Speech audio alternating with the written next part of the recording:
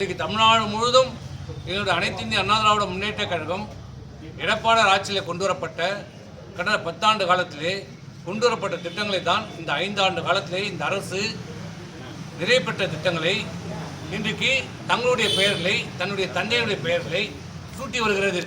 இன்னும் சொல்ல போனால் திரு கருணாநிதி அவர்களாவது தமிழ்நாட்டினுடைய முதலமைச்சராக இருந்தார், பரவாயில்ல. ஆனால் செஞ்சியில் பேருந்து நிலையத்துக்கு ஒரு பெயர் வைத்திருக்கிறார்கள். யார் அவர்? திருமதி அஞ்சுகம். திருமதி அஞ்சுகம் என்ன இந்திய எதிர்ப்பு போராட்டத்தில் தியாகியா, இந்த தமிழ்நாட்டுக்காக உழைத்த தியாகியா? யார் அவர்? திருமதி அஞ்சுகம் பஸ் நிலையம் என்று பெயர் வைத்திருக்கிறார்கள். இப்படி இந்த ஆட்சியிலே பெயர்களை வைத்துக் கொண்டு சூட்டி கொண்டு வருகிறார்கள். இதுக்கு காலம் பதில் சொல்லும், விரைவிலே காலம் பதில் சொல்லும். தேர்தல் வர இருக்கிறது, ஆட்சி மாற்றம் வர இருக்கிறது. மீண்டும் அம்மாவுடைய ஆட்சி எடப்பாடியார் தலைமையில் அமையும். இதற்கெல்லாம் நாங்கள் ஒரு முடிவு கட்டுவோம்.